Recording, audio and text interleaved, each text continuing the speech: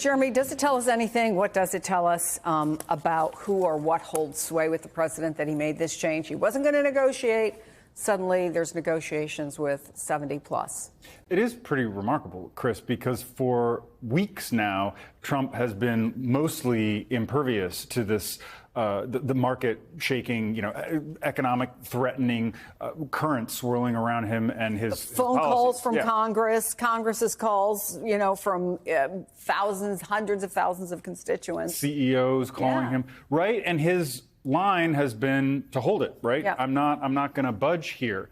And that is a result of the type of people Trump has put around him in this administration compared with the first administration, and his own convictions, which are much stronger than they were when he became president in 2017. And he knew that he didn't really know what he was doing, even if he would never put it that way. He had people around him to guide him who ultimately, more often than not, he would trust, he would listen to.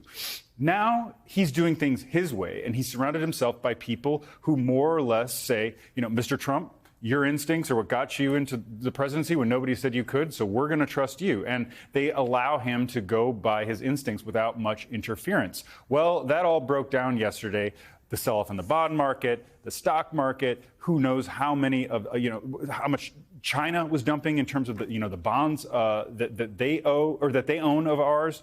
All very, very unsettling stuff.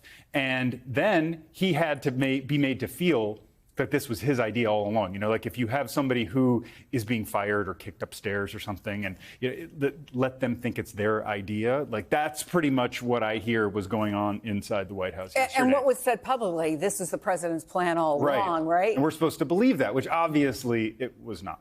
Justin, I want to play for you what Kevin Hassett, who of course is the president's director of the National Economic Council, told CNBC just this morning.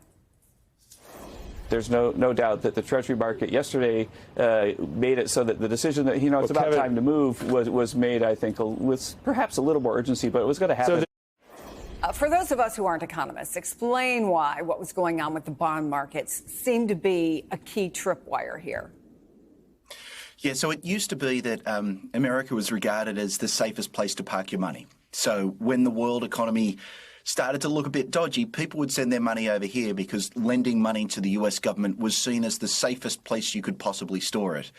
And what's happened over the past couple of days is we had chaos, but in fact people became less willing to lend money to the US government. That's a signal straight up that people in global markets no longer trust us to be the safe and secure hands that we once were. And it affects our lives because it means that the interest rate that the government pays on its massive debt goes up. And if you've thought about your mortgage rate and how much your mortgage payment would go up when the interest rate goes up a little bit, it's just like that, but with trillions of dollars on the line. Well, let me ask you about sort of the foreign view of this. First, you have Trump flipping on whether or not he's going to negotiate. Today, he's not talking about what he would do at the end of the 90 days, whether deals are made or not. And then you have the whole thing this morning where he signed an executive order about 125% tariff on China. And this morning they kind of said, whoops, and it's actually 145% because of the fentanyl levy. How do business leaders, how do allies abroad view all of this? They're absolutely baffled. There was a time when a 20 percentage point rise in the tariff rate between two of the world's great powers was something that was A, unthinkable, or B, would only come after much negotiation and all sorts of homework. And what you've got is the Keystone cops there who announce a number one day, 125% tariff from China, and the next day it's 145%. Look, the US is in the middle of two economic crises. One is being caused directly by tariffs. The other is a crisis of confidence driven by a crisis of competence. People no longer trust that this administration is going to do what's in the economy's best interests. Jeremy, you and I were talking in the break because we had listened to Shaq and his report from Michigan, and the woman who said, she thought about getting a food truck. Now that's on hold because she doesn't know what's going to happen. I know you spent a lot of time covering the auto industry in your early days at the New York Times, which brings me back full circle to kind of this idea that Donald Trump seems to truly believe that people are going to be patient. And we're seeing, frankly, a lot of his base supporters saying, at least publicly and in polls, that give him a little time. It's all going to come around. But what about the impact on everyday people and how long that can hold? Right. I think the everyday impact has already happened, and it's not clear how long that will last.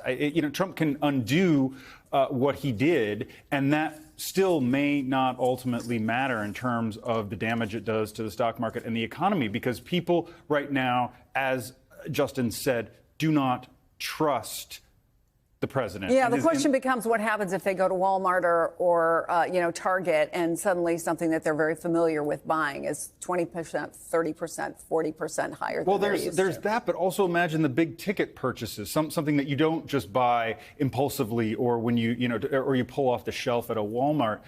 A big ticket purchase is something you think about for a long time, and in this type of situation, you have to imagine there are an awful lot of people who are going to put that off because they just don't know what's going to happen. Trump did this yesterday, undoing everything that he swore he would never undo. Who the heck knows what he's going to do tomorrow? That kind of uncertainty is never good for an economy.